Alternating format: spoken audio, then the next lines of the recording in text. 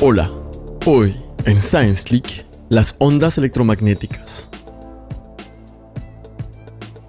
Imaginemos una partícula con carga eléctrica. Debido a su carga, la partícula genera un campo eléctrico a su alrededor.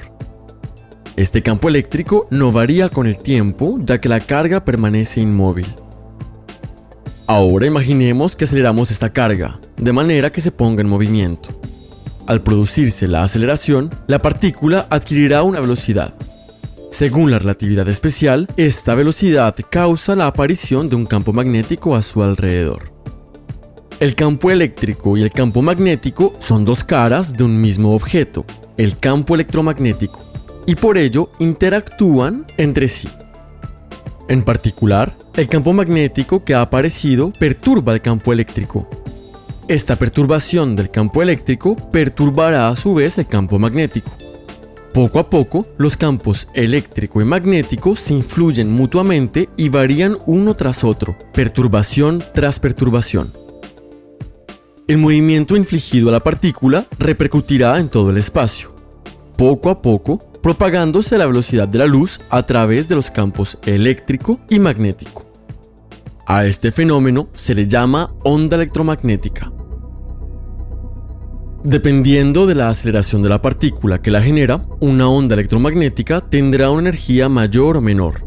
Así, las ondas pueden clasificarse en varias categorías de energía, según la frecuencia a la que oscilan.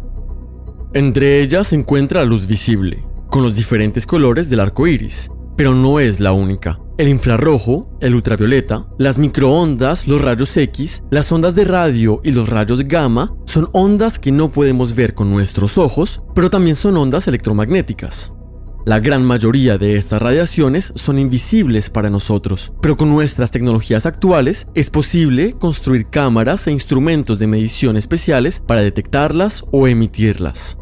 Es lo que se utiliza en los hornos microondas, en las telecomunicaciones y en otras transmisiones a distancia, pero también en la astronomía y en los telescopios espaciales.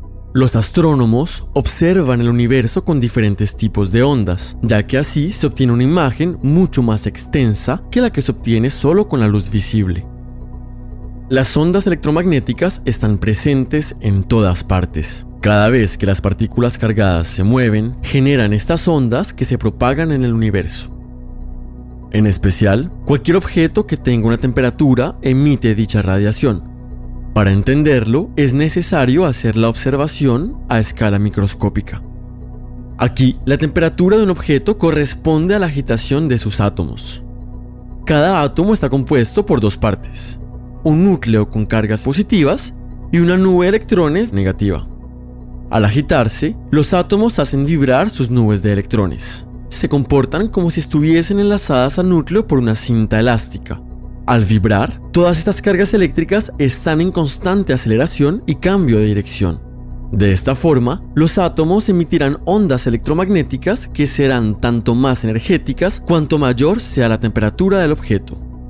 El cuerpo humano, por ejemplo, con una temperatura de unos 37 grados centígrados, emite permanentemente radiación infrarroja. Estas ondas no son visibles para nuestros ojos, pero podemos detectarlas con cámaras térmicas. Una característica muy interesante de las ondas electromagnéticas es la llamada polarización. Según hemos visto antes, las nubes electrónicas de los átomos se comportan algo así como si estuviesen enlazadas al núcleo por una cinta elástica. Cuando los átomos se agitan, las nubes de electrones vibran a todas las direcciones y las ondas generadas tienen una estructura más bien caótica. Este tipo de onda es no polarizada. Supongamos ahora que emitimos una onda con estas características hacia una partícula con carga. A su paso, la partícula experimentará una fuerza puesto que interactuará con los campos que conforman la onda. Entonces, empezará a vibrar de la misma manera que la onda. Así es como el Sol es capaz de calentar la atmósfera de la Tierra a millones de kilómetros de distancia. Su calor se transmite desde su superficie a nuestra atmósfera a través de ondas electromagnéticas que se propagan por el vacío. Sin embargo, en algunas situaciones es posible hacer que los átomos vibren de forma más controlada. podrán vibrar de 3 maneras posibles. Imaginemos una canica colocada sobre una mesa y conectada a un clavo mediante una cinta elástica muy tensa. Imaginemos que lanzamos la canica con diferentes velocidades. Su trayectoria formará la mayoría de las veces elipses y a veces líneas rectas e incluso círculos perfectos. En los átomos, las nubes electrónicas son atraídas por los núcleos del mismo modo que la canica es atraída por el clavo.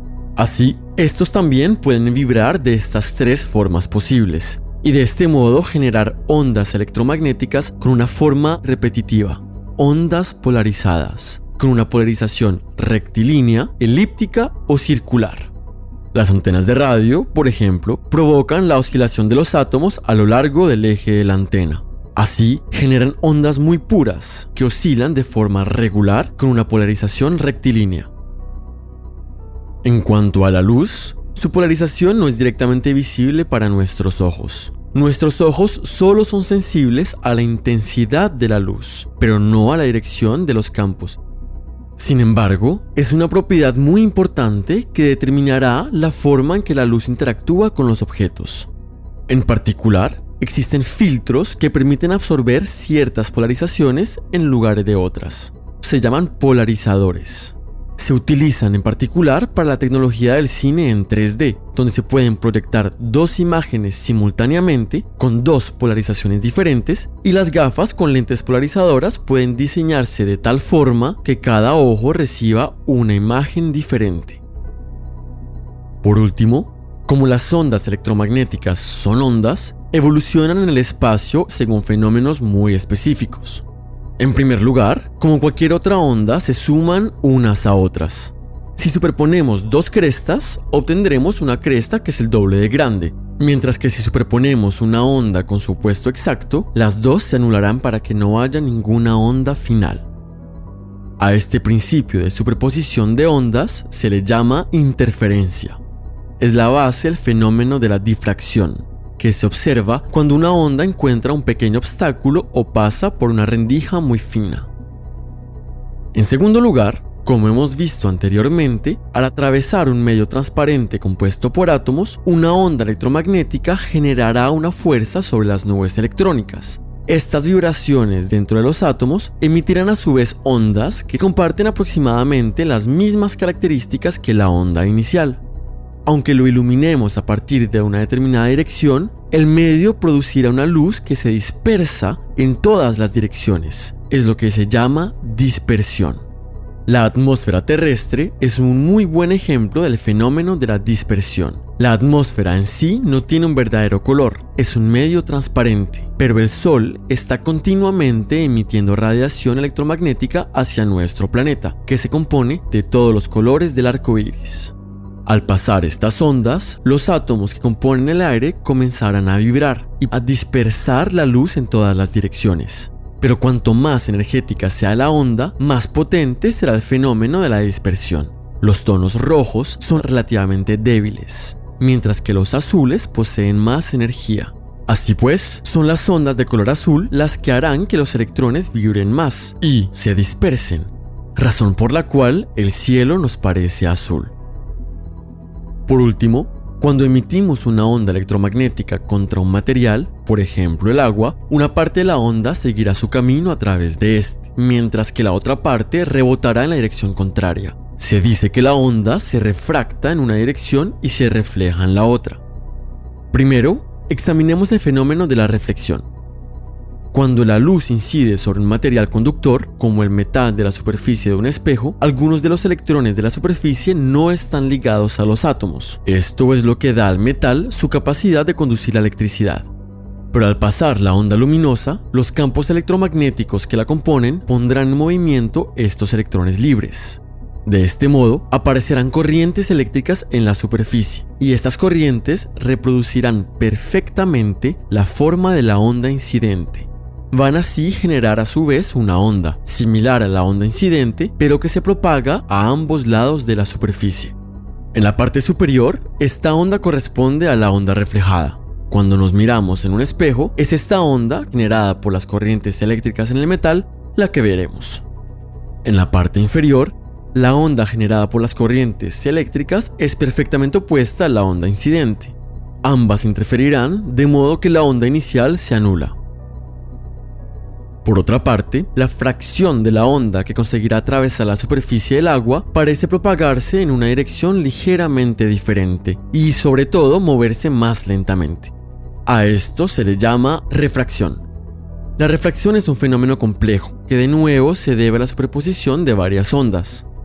Cuando la onda incidente pasa, los átomos y sus nubes electrónicas comienzan a vibrar en el agua, de modo que emiten nuevas ondas que se suman a la onda original.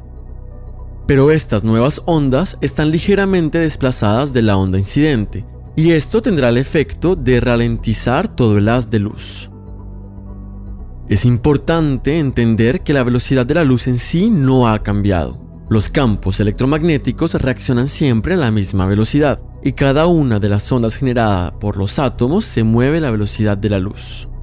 Pero el haz de luz, que tiene en cuenta la suma de todas las ondas, sí se ralentiza, debido a las superposiciones. Así, un haz de luz viaja más lentamente en ciertos materiales que en el vacío, y es posible que las partículas superen la velocidad de propagación de un haz de luz en algunos materiales. Al igual que el estallido que se produce cuando un avión supera la velocidad del sonido, este fenómeno provoca la aparición de un destello de luz, lo que se conoce como el efecto Cherenkov, y es un método utilizado hoy en día por los científicos para detectar neutrinos.